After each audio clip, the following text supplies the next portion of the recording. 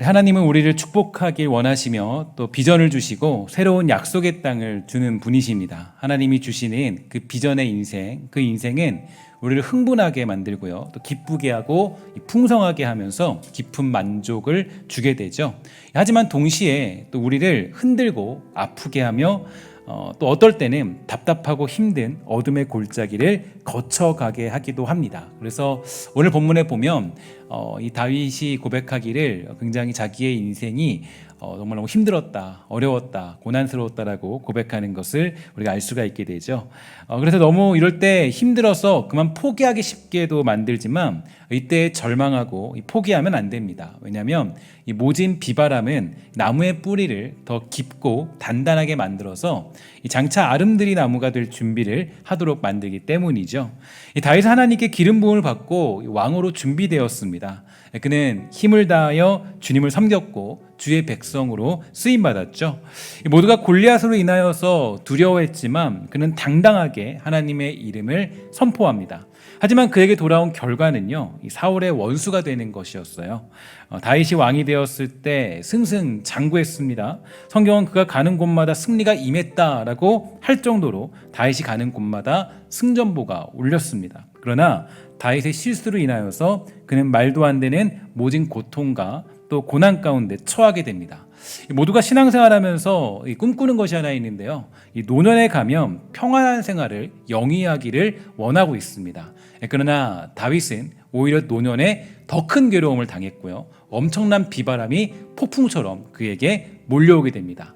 일단 오늘 우리가 보는 시편은요, 하나님의 보호를 구하는 기도라는 그런 제목이 붙어 있는데요, 개역개정으로 오면서 그 제목이 나타나고 있지는 않죠. 사실 이제 이것은 이 과거와 미래를 조망하면서 드리는 이 노년의 구원의 간구다, 이렇게 표현할 수 있는 저자미상의 전형적인 비탄시라고 볼 수가 있습니다. 그러니까 이 개역개정으로 넘어오면서 이렇게 제목이 사라진 이유는 아마도 이게 70편, 그러니까 70편, 시편 70편하고 같은 맥락에 있다라는 그런 학자들의 추정 때문에 이제 아마 이 제목이 사라지게 되었는데, 어쨌든 이것을 제목을 붙이면 그런 제목이 담겨져 있죠. 어쨌든 이게 이 본시의 저자를 알 수는 없기 때문에 그 저작 배경도 사실 확실하진 않습니다. 그러나 여기에 사용된 어휘들이 이 다윗이 다른 시들에 사용했던 것과 상당히 유사하고, 또 1절부터 3절까지가 이 다윗의 시편인 31편과 유사한 점, 그리고 21절에 나를 더욱 창대하게 하시고 라는 표현, 이런 것들은 왕의 신분일 가능성이 높다는 점, 그리고 헬라 역본인 72년 성경에는 첫 번째 포로 되어갔던 요나답의 자손들에 의해 불려진 다윗의 시라는 표제를 붙이고 있다는 점에서 71편의 저자는 다윗일 가능성이 매우 크다라고 볼 수가 있겠죠. 이런 면에서 다윗이 이 시편의 저자라고 한다면 많은 학자들이 추정하기를 이제 다윗이 가장 힘들고 어려운 때, 그때가 압살롬의 반역 사건이나 아도니아의 반역 때이니 아마도 그때에 작성된 시편이다라고 추정해주고 있습니다. 지난 금요일 제가 말씀드렸지만 다윗의 인생은 만만치 않은 삶이었습니다. 그는 하나님께 부름받은 이후에 정말 한 번도 평탄한 삶을 살지 않았던 것 같아요. 조금 삶이 안정적이 되면 이런저런 문제들이 다윗을 위협하고 그를 가만두지 않았습니다. 그래서 언제나 다윗의 인생은 이렇게 정의할 수가 있더라고요. 쫓겨다니는 인생이었다. 그러니까 다윗의 인생은 왕이었지만, 대단한 왕이었지만 한마디로 그의 인생의 반평생은 여기저기 쫓겨다니는 인생을 살지 않았나, 이렇게 해석할 수가 있다라는 거죠. 이 배신과 공격이 그에게 칼을 겨누는 삶을 살았습니다. 그러나 그러한 때 다윗이 얻은 고백이 뭘까요? 쫓겨다니는 도망자의 인생을 살면서 그가 얻었던 고백은 시편 18편 1절과 2절에 보면 다음과 같이 나타나고 있습니다. 우리 함께 이 말씀을 읽도록 하겠습니다. 시작. 나의 힘이신 여호와여, 내가 주를 사랑하나이다. 여호와는 나의 반석이시오, 나의 요새시오, 나를 건지시는 이시오, 나의 하나님이시오, 내가 그 안에 피할 나의 바위시오, 나의 방패시오, 나의 구원의 뿌리시오, 나의 산성이시로다. 아멘.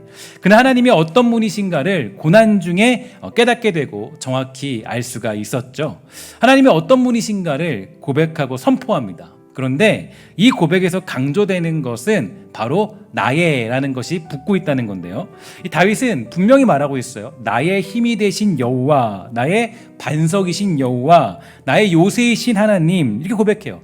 계속적으로 뭘 그렇게 말하고 있냐면 나의 이것을 잊지 않고 거기다 붙이고 있습니다. 그러니까 이것은 다윗이 고백하는 하나님, 이 하나님은 피상적인 하나님이 아니라 인격적인 하나님, 그러니까 인격적으로 하나님을 만났다, 삶 속에서 직접 하나님을 만나고 경험해서 그 경험 가운데 우러나오는 고백이 나의 반석이시고 나의 힘이시고 나의 요새이시다라고 고백할 수 있는 것입니다. 다윗은 자기 삶, 그 쫓겨다니는 반평생의 인생을 통하여서 하나님이 피할 바위시며 방패시며 구원의 뿌리시고 산성되신다라는 것을 직접적으로 경험했기 때문에 나의라는 것을 붙이고 있는 것입니다. 그러니까 다윗이 이렇게 자신 있게 나의 하나님이라고 고백하고 있는데요. 그렇게 고백할 수 있던 이유가 어디에 있었을까요? 바로 그것은 고난과 역경 속에서 그 하나님을 경험했기 때문이죠.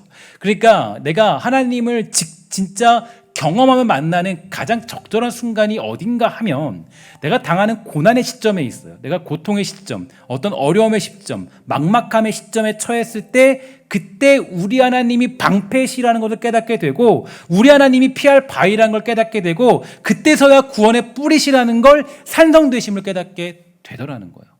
내가 아픔을 당할 때, 내가 고통 중에 있을 때, 어려움 중에 있을 때, 내가 정말 고난 가운데 있을 때, 내가 눈물을 흘리면서 어찌할 바를 모를 때, 그때 바로 나의 힘이 되신 여호와라고 고백할 수 있는 놀라운 고백과 선포와 특권들을 누릴 수 있게 되는 겁니다. 바로 고난과 역경 속에서 다윗은요, 하나님을 경험합니다. 아픔 속에 우리를 잊지 않으시는 하나님을 만나게 되죠. 슬픔 속에 모두가 자신을 다 버린 것 같은데 근데 그 상황 속에서 우리 주님만이 나의 친구 되시고 나의 주인 되심을 보호하심을 깨닫게 되는 것입니다.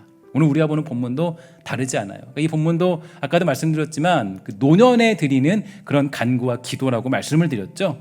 이 마지막 때까지, 그러니까 마지막 그때의 다윗이 그 지나온 날들을 돌아보면서 또 그 어떤 고통을 당하는 중에 그때 이제 고백하는 내용인데 이때도 이 다윗이 아끼지 않는 내용들이 있습니다. 4절에 보면 이렇게 되어 있죠. 나의 하나님이여 라는 그런 표현들이 담겨져 있고요. 17절에도 하나님이여 나를 어려서부터 교훈하셨으므로 내가 지금까지 주의 기이한 일들을 전하였다라고 하는데, 그러니까 이 어려서부터 이 다윗은 하나님을 만나고 경험했다라는 거예요. 그냥 눈으로 그냥 귀로 들은 게 아니라 눈으로 하나님이 어떤 분인지를 볼 정도로 굉장히 이 어려서부터 하나님이 주시는 교훈들을 삶으로 경험한 사람이 바로 이 다윗이었습니다. 또 22절에 보면 이렇게 되어 있어요. 나의 하나님이여 라고 그렇게 단어가 등장하고 있죠.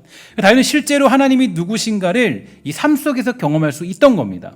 특히 고난 속에서 만난 하나님을 외치고 선포하고 있는 거죠. 고난 중에 승리케 하신 하나님, 그래서 찬양해야 될 이유가 무엇인지 다윗은 너무나도 명확히 잘 알고 있었습니다. 하나님을 삶 속에서 만나게 되니 다음과 같은 고백을 하게 되죠. 18절입니다. 함께 읽도록 하겠습니다. 시작. 하나님이 내가 늙어 백발이 될 때에도 나를 버리지 마시며 내가 주의 힘을 후대에 전하고 주의 능력을 장래의 모든 사람에게 전하기까지 나를 버리지 마소서. 아멘.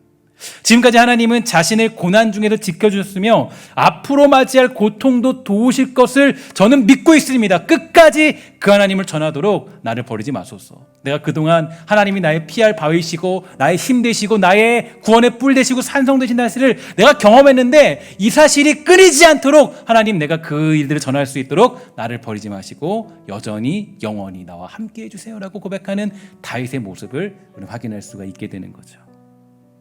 지금까지 하나님은 자신을 고난 중에 지켜주셨음을 다윗은 아주 당당히 고백하고 있습니다. 지난 주간에 저는 이 말씀을 준비하면서 다윗이 참 부러웠어요.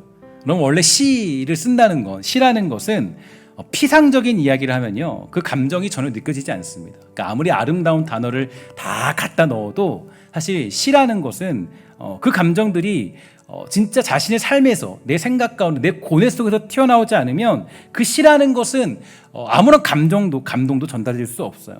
이런 시를 쓸 수 있다는 것은 결국 자신의 마음과 인생 속에서 느끼고 체험했던 경험이 있어야 정말 힘이 있고 감동이 있는 시를 쓸 수 있는 건 아니겠습니까? 고난에 대해서 이야기하는데 고난도 모르고, 아픔에서 이야기하는데 아픔도 모르고, 그 아픔이라는 단어를 사용할 수 있을까요? 사용할 수 없어요. 그러니까 이 다윗의 이 시편이 강력한 이유, 그 시편의 내용이 아주 우리에게 뜨거운 감동을 주는 이유가 어디 있는가 하면, 시인들의 고백은 다 경험에서 하나님을 만나고 그 고뇌와 괴로움 속에서 고백하는 그런 믿음의 고백과 언어이기 때문이에요. 종종 제가 자녀를 키우다 보니까 놀라운 것들을 발견했어요. 아이들이 가끔씩 이 자작으로 이 시를 쓸 때가 있습니다. 시 같은 걸 써요. 뭐 어쩌고 기억 잘 안 나는데 몇 개만 써요. 옛날에 제 첫째 딸도 썼고 둘째 딸도 가끔씩 말할 때 보면요, 그걸 써요. 저는 그 제 딸이 어느 날 시를 써왔어요. 시를 써왔는데 그 시를 읽으면서 깜짝 놀랐어요. 너무 감동적이고 너무나도 어떻게 이렇게 시를 잘 쓸 수 있지? 너무나도 감동이 막 이렇게 밀려오고 마음속에 막 정말 얘 천재인가? 이런 생각이 들었습니다. 근데 저는 그래서 아이가 이 시를 쓰는데 재능이 있는 줄 알았어요. 생각해 보니까요, 다른 이유가 있더라고요. 왜냐하면 바로 그때 당시에 그 아이는 꾸미지 않고 자기가 경험한 대로 그대로 그 말을 시에 적은 거예요. 근데 우리만 돼도, 그러니까 뭐 제 나이나 아니면 조금만 나이가 지나도 시를 쓰려면 뭐 어떻게 해요? 막 좀 더 아름다운 단어가 없나? 좀 괜찮은 글이 없나? 괜찮은 어떤 글씨가 없나? 이런 걸로 막 우리 채우려고 그러잖아요. 근데 아이들이 쓰는 건 그런 게 없어요. 그냥 자기가 지금 생각했던 거, 서운했던 거, 힘들었던 거, 생각했던 거를 그냥 아주 단순하게 적는 거예요. 근데 거기에 뭐가 있어요? 감동이 있고 능력이 있죠. 그러니까 이게 정말 이 시를 보면서 감동이 있더라고요. 그래서 보면서 내가 착각했구나 생각이 들더라고요. 여러분 혹시 그 시를 얘기할 때 이 푸시킨이라는 시인을 여러분 알고 계십니까? 다 알고 계시라고 저는 생각합니다. 아마 그 시는 뭐냐면 삶이 그대를 속일지라도라는 그런 시를 썼던 시인인데요. 이 제목을 보면서 김장훈의 세상이 그대를 속일지라도라는 것을 알아도 시는 모른다, 이렇게 생각하시면 안 됩니다. 우리 모두가, 저는 다 그 시를 알 것이라고 저는 생각합니다. 우리는 교양 있는 사람들 아니겠습니까? 언젠가 제가 이 스타 강사 그 김미경 씨가 했던 강의를 들으면서 굉장히 그 재밌는 인사이트를 얻었어요. 자기 어머니가 굉장히 훌륭한 분이래요.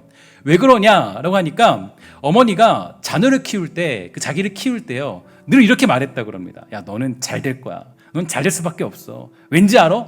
내가 태몽을 기가 막히게 꿨거든. 한 마리의 커다란 용이 글쎄 여의주를 물고 하늘로 승천하는 꿈을 꾸면 내가 너를 낳았어. 이렇게 얘기했다는 거예요. 김미경 씨가요, 이 뭔가 이렇게 자기 막 일을 하다가 힘들 때면요, 그 태몽이 생각나는 거예요. 그러니까 포기하려고 해도 그 태몽이 자기를 이렇게 살려주더래요. 그래서 힘들 때마다 태몽을 생각하면서 나는 큰 사람이 될 거야. 난 대단한 사람이 될 거야. 이렇게 얘기했다는 거예요. 그런데 훗날에 굉장히 충격적인 얘기를 들었다 그래요. 어머니 친구가 알려주더랍니다. 너희 엄마가 너를 임신하고 얼마나 마음고생 심히 했는지 아니? 태몽이 그렇게 별로였다는 거야. 태몽이 너무나도 보잘것없는 거라서 너를 낳아야 될지 말아야 될지 고민했다. 이렇게 얘기했다는 거죠. 근데 정말 그렇지 않아요? 어떤 사람들은요, 굳이 자녀에게 태몽을 알려주는데 자세히 알려주더라고요. 야, 저기 연못에 잉어가 있었는데 내가 그 잉어를 잡긴 잡았어. 그런데 그 잉어가 글쎄 주먹만 하더라. 그럼 이 아이는 평생토록 이 주먹만한 잉어로 사는 거죠. 호랑이가 산에 나타나서 막 쫓아갔는데 호랑이는 선명하지도 않고 잘 보이지도 않고 호랑이가 힘이 없어 보이고, 이렇게 사실적으로 말하니까 이 자녀는 평생을 그렇게 사는 것입니다. 굳이 그런 것을 다 따지고 말할 필요가 없다라는 거예요. 제가 이 얘기를 그냥 잠깐 드린 이유는 우리가 이런 생활의 지혜가 좀 필요하다고 생각합니다.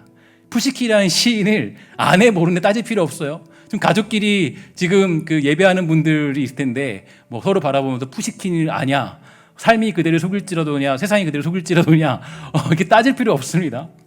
우리 모두는 다 아는 거예요. 그 교양 있는 사람들이에요. 그 시를 보면서 뭐 김장으로 생각하든 푸시킨을 생각하든 우리는 모두 그 시를 아는 겁니다. 어찌됐든 그분의 시 중에 이 비가라는 시가 있어요. 이 시를 보면요, 이런 내용이 있죠. 철없는 시절에 사라진 기쁨, 깨지 않은 술처럼 괴롭구나. 지난날의 슬픔은 포도주처럼 시간이 갈수록 진해가거늘. 길은 저물고 술렁이는 미래의 바다. 고통과 비애를 약속하노라. 이런 식의 내용들이 담겨 있어요. 여러분 어때? 이 시를 보면서 어떤 생각이 듭니까? 거짓말하네, 별로다, 이런 느낌이 들어요? 아니죠? 정말 이 사람 고뇌가 심각하구나. 정말 이 사람 괴롭구나. 정말 이 사람 슬프구나. 정말 이 사람 그 술을 마시면서 너무 괴로운 심정을 가졌구나. 이게 자기 진심을 잘 적어놓은 시의 강력함이에요. 읽으면 뭔가 그 저자의 감정이 느껴지는 것. 이런 시를 작성하기 위해서는 자기 경험 속에 나오는 고뇌와 괴로움이 아니면 불가능하죠. 피상적인 아름다운 말을 적어놓아도 감동이 없어요. 그러니까 여러분, 여기에 진심이 없으면 감동이 없는 거예요. 예를 들어서 정말 아름다운 꽃이 비닐하우스에 피고 있으면 뭐라 그래요? 아, 이쁘다. 이쁘네 라고 하죠. 그런데 저 아스팔트를 뚫고 나오는 아름다운 꽃이 있으면 거기서 눈물 나는 거예요. 다른 거예요. 오늘 우리가 보는 시편들도 그렇습니다.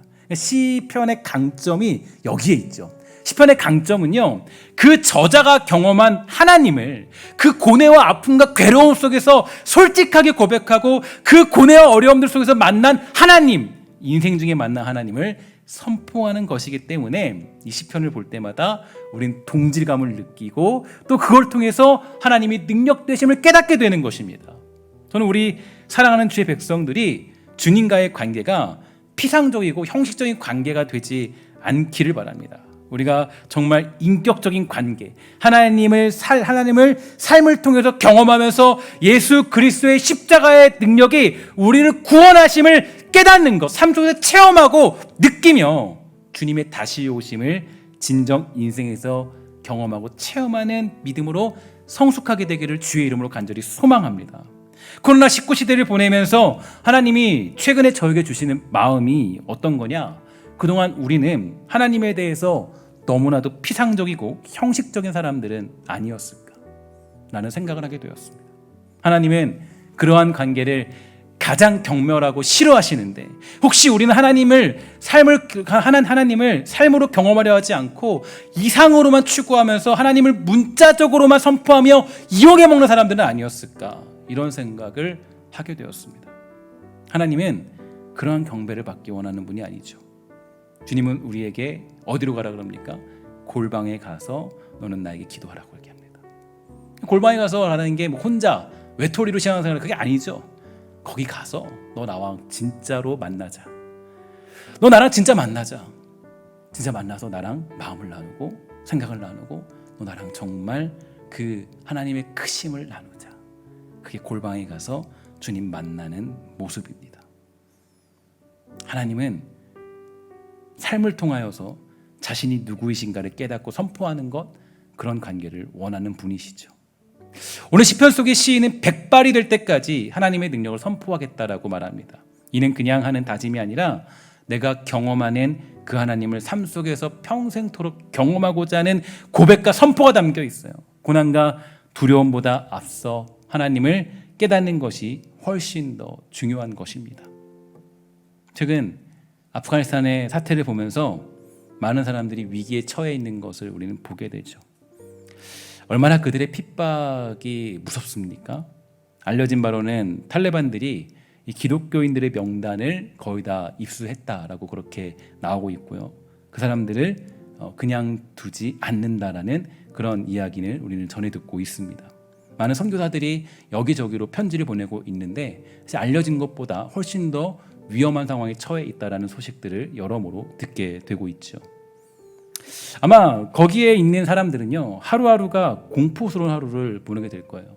정말 그들이 사살하는 걸 봤는데 너무 끔찍하게 그 사람들을 죽이고 하는 것을 보게 됩니다. 그러나 그러한 사태가 끝이 났을 때, 그러한 시간을 하루하루 보낼 때마다 그 백성들은 하나님께서 자신을 도우시고 채우시고 입히시고 보호하시며 먹이시는 하나님을 그들은 만나서 고백하게 될 것입니다. 여러분, 저는 이런 생각을 많이 해요. 그 사람들이 더 나은 그들의 삶을 우리는 부러워하는가, 아니면 우리들의 삶에 머물르기를 원하는가. 이게 참 우리가 비교할 수는 없는데 항상 그런 생각을 많이 해요. 제가 예전부터 그 욥기를 강의하면서 그런 생각이 많이 들었어요. 하나님을 정말 눈으로 똑똑히 본 욥이 낫냐, 아니면 귀로 듣고 살아가는 그냥 일반 성도가 낫냐. 그런데 눈으로 하나님을 똑똑히 보고 경험하려면 어떤 과정을 거쳐야 돼요? 욥이 겪었던 과정을 거쳐야 돼요. 그 과정을 거치지 않으면 우리는 하나님을 눈으로 똑똑히 볼 수 있는 능력이 없습니다.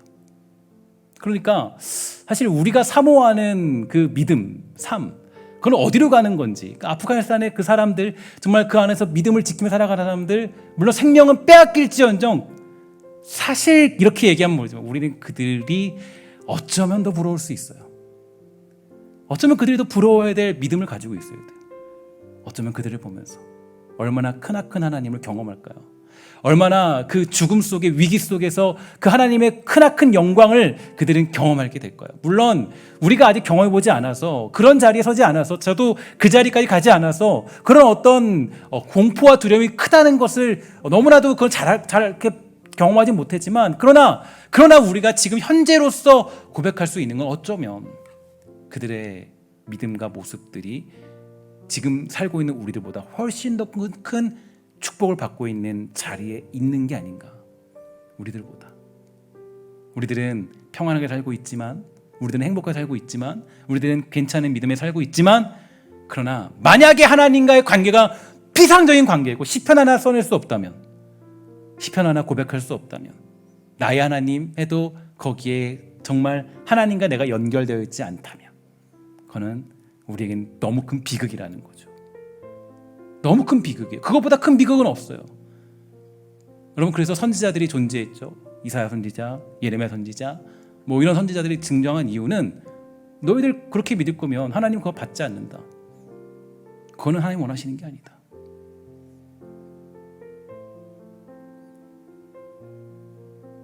우리는 정말 고난 중에 그 하나님을 만나서 고백하는 이 다윗의 모습을 부러워할 수밖에 없습니다. 성경의 인물 중에 유일하게 죽음을 경험하지 않은 사람 여러분 기억하시죠? 누구냐면 바로 에녹이라는 사람입니다.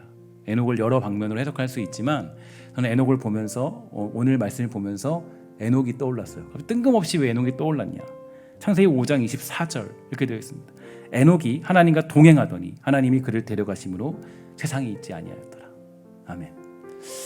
우리가 에녹을 볼 때 가장 집중적으로 보는 것은 죽음을 경험하지 않았다, 고통이 없었구나, 야 아픔이 없었겠네, 행복한 인생 살았네 라고 했지만, 그러나 사실 에녹에서 강조되는 점은 동행입니다. 동행. 하나님과 함께하는 인생 살았다는 거예요. 하나님을 인격적으로 만나는 인생 살았다는 거예요. 하나님과 함께 걸어가는 기쁨을 안 사람이 에녹이었습니다. 그냥 피상적으로 주님과 교제한 게 아니라 하나님과 동행하는 기쁨, 그 기쁨이 있는 사람이 에녹이었어요. 그리고 그에게 주어진 축복은 죽음을 경험하지 않은 그 길을 걸어가게 된 거죠. 피상적으로 하나님을 알지 않고 하나님이 내 옆에 있음을 실제로 알고 그 하나님과 동행하는 인격적인 관계를 맺으며 이 땅을 살았던 사람이 바로 에녹이었던 거예요. 이것이 그가 죽음을 뛰어넘는 유일한 이유가 되었습니다. 그럼 우리들도 이러한 삶이 되었으면 좋겠어요. 우리가 가진 것, 누린 것, 우리가 뭐 다른 거 다 기뻐할 수 있지만, 만약 하나님과 함께함이 없다면, 평안하다 할지라도 우리가 하나님과 함께하는 그 기쁨이 없다면, 그것보다 고난받음으로 하나님을 아는 게 우리에게는 훨씬 더 유익한 것입니다. 그게 우리가 훨씬 더 중요한 것이에요. 평안한 삶을 추구하는 것보다 고난당함으로 하나님을 고백할 수 있는 자리에 간다면 그것보다 행복한 일은 없는 거죠. 피상적이고 형식적인 믿음이 아니라 정말 삶 속에서 하나님의 뜻이 이루어짐을 눈으로 보고 경험하며 나의 고통 중에 응답하시는 하나님을 만나게 된다면, 그 경험이 바로 우리의 믿음을 온전케 하는 것입니다. 지난 금요일에는 오랜만에 함께 모여서 기도하는 시간을 가지게 되었는데요. 함께 기도하는 그 모습을 보니까 저도 힘이 나고 모두가 힘이 났습니다. 이 코로나 4단계이지만 오랜만에 뜨겁게 하나님께 기도하고 찬양하며 눈물 흘리며 모임을 가지게 되었는데, 하나님을 경험한 사람들은 삶의 내용이 달라질 수밖에 없어요. 저는 오늘 시편을 묵상하면서 이런 기도를 하나님께 드렸습니다. 하나님, 우리 모두가 시편의 저자가 되게 해주세요. 피상적이고 형식적인 신앙생활이 아니라 생생한 믿음의 소유자, 체험 있는 믿음의 사람들, 에녹과 같이 하나님과 동행함을 깨닫는 믿음의 종들이 되게 해주세요 라고 기도를 드렸습니다. 우리 사랑하는 신성교회가 냉랭한 교회가 되기를 원치 않아요. 우리 교회가 하나님의 살아계심을 삶에서 고백하고 선포하는 교회 되기를 주의 이름으로 간절히 축원합니다. 또 한 가지 자랑은 그 지난 금요일 그 기도회를 마치고 뜨겁게 마쳤는데요. 그리고 들려온 한 가지 또 기쁜 소식은 우리 또 청년들이 또 코로나 하단기에도 밤을 새워 기도하는 온밤지기의 전통을 이어서 그 많은 청년들이 30명 가까운 청년들이 여러 방면으로 새벽 3시까지 기도하면서 미래를 준비하고 하나님 경험하기를 소망했다라는 소식입니다. 얼마나 감사한 일이에요. 코로나 하단계에도 우리 하나님을 경험하기 원하는 모습들. 저는 우리 교회가 하나님과 전혀 상관없는 교회가 아니라 하나님을 경험한 체험이 있는 교회 되기를 소망합니다. 우리 사랑하는 모든 성도들, 신성의 권속 모두가 말씀 속에 살아 움직이는 하나님을 삶에서 경험하고 기도할 때 응답하시는 하나님을 만나는 기적의 은혜가 나타나기를 주의 이름으로 간절히 축원합니다. 작년에는 제가 그 코로나를 처음 맞이하면서 이렇게 맞닥뜨리게 되면서 설교하면서 정말 많이 울었어요. 강단에 섰을 때 눈물이 정말 많이 났습니다. 그런 모습을 보면서 많은 사람들이 걱정해 줬어요. 야, 혹시 이대희 목사님 마음이 너무 약하신 거 아닌가? 그러나 정말 제가 지금 여러분 단언컨대 얘기하는데 정말 그런 것이 아니었습니다. 하나님의 살아계심을 저는 사실 이 설교하면서 또 이 자리에 섰을 때 너무 많이 경험했어요. 내가 아니라 하나님이 말씀하시고 인도하시고 말씀을 주신다, 일하신다는 것을 정말 많이 깨달았어요. 그래서 저는 울면서 통곡하는 게 전부였어요. 하나님 앞에 우는 것, 그것은 아무나 할 수 있는 것이 아닙니다. 한나는 하나님의 심정을 느꼈을 때 통곡하며 울었습니다. 그리고 에스더 4장 1절을 보면 모르드게가 이 모든 일을 알고 자기의 옷을 찢고 굵은 베옷을 입고 죄를 뒤집어 쓰고 성중에 나가서 대성통곡하면서라고 그렇게 고백하고 있어요. 그는 회개하며 간절히 구하며 통곡했습니다. 또한 히브리서 5장 7절에 보면 예수님은 심한 통곡과 눈물로 간구와 소원을 올렸다라고 고백하고 있습니다. 다시 말해서 그 통곡은 하나님의 마음을 느끼고 하나님을 경험한 사람들만이 누리는 감격이죠. 저는 우리 교회가 통곡이 있는 교회 되기를 소망해요. 예전에 읽었던 책 중에서 이런 책 중에 있습니다. 부흥의 세대여 통곡하라라는 책이 있어요. 이 책을 굉장히 아주 이 책이 조금 이렇게 강력한 성령의 역사를 얘기하는데 이 책을 읽으면서 굉장히 많은 감동을 누렸습니다. 저는 이 시대에 가장 괴롭고 슬픈 점은요, 하나님 앞에 통곡하는 심정이 사라졌다는 거예요. 간절히 엎드려서 하나님을 만나고자 하는 통곡이 사라진 시대, 그 시대가 우리에게 살고 있는 그런 시대의 모습, 아니 어쩌면 우리 교회의 현실인지도 모르겠죠. 여러분, 우리는 하나님 앞에 통곡하는 게 하나님을 가장 깊이 깨닫는 그런 자리로 가는 거예요. 우리가 하나님 만날 때 눈물이 사라졌다면 그거는 굉장히 우리의 신앙이 메말라져 있는 겁니다. 하나님을 만나는데 어떻게 눈물이 없을 수 있어요? 하나님 만날 때 거기에 우리의 정말 눈물이 있고 통곡이 있는 거예요. 하나님의 역사가 있고 하나님의 임재가 있으면 그 안에 우리 안에 통곡이 있고 눈물이 있게 되는 거예요. 그 괴로운 심정들을 토로할 수 있게 되고, 우리의 마음이 너무 딱딱해져 있는 거 아니에요? 너무 굳어져 있는 거 아니에요? 우리의 마음이 너무나도 그 딱딱해져 있어서 아무리 하나님의 말씀이 파고들어도 그 마음이 깨지지 않는다면 우리는 하나님 앞에 통곡할 수 없어요. 울 수 없어요. 눈물이 생길 수 없어요. 사실 그래서 교회는 눈물이 많아야 돼요. 교회는 눈물이 많아야 돼요. 기도할 때 눈물이 많아야 돼요. 하는 게 없으면 눈물이 있어야 돼요. 우리가 하나님께 뭐 드릴 게 없으면 눈물이 있어야 돼요. 하나님 앞에 내가 정말 할 줄 아는 게 없으면 눈물이 있어야 돼요. 기도할 줄 몰라도 하나님 앞에 눈물이 있으면 거기에 모든 것들이 다 담겨져 있는 거예요. 하나님이 거기에서 역사하시기 때문이에요. 하나님의 임재를 구하는 사람들은 결국 통곡이 있는 삶을 살아갑니다. 저와 여러분들에게 혹시라도 믿음 생활하고 신앙생활 하면서 눈물이 사라진 이유는 어디 있을까요? 우리의 마음이 굳어져 버렸기 때문은 아닐까요? 하나님과의 인격적인 동행이 없고 피상적으로 형식적으로 우리가 신앙생활을 하기 때문은 아니겠습니까? 마지막으로 스펄전 목사님의 그 일화를 가지고 오늘 설교를 마치려고 합니다. 어느 날 한 성도가 이 교회에 기도하러 왔는데 스펄전 목사님이 그 앞에서 이제 펑펑 울면서 기도하고 있더라는 거예요. 계속. 그래서 펑펑 울고 있길래 성도가 이제 뒤에서 보다가 생각하면서 목사님이 기도를 마쳤을 때 목사님 찾아가서 물었대요. 목사님 아까 너무 많이 우시던데 혹시 제가 기도할 일이나 무슨 일이 있을까요? 교회에 어려움이 있나요? 그러자 그 스펄전 목사님이 이렇게 말했다 그래요. 저는 이게 참 제 마음속에 많이 다가왔어요. 이렇게 얘기합니다. 제가 그렇게 통곡하며 울게 된 것은 제가 오늘 교회에 딱 들어와서 예수 그리스도의 십자가를 생각하며 묵상했는데 제가 눈물이 나지 않았어요. 그래서 그런 저 자신을 보면서 저는 펑펑 울었습니다. 그리스도의 십자가와 그 영광의 그 사건을 묵상하는데 내가 눈물 나지 않아서 그 자신의 비참함을 보고 하나님 앞에 눈물을 흘리며 기도했다라는 거예요.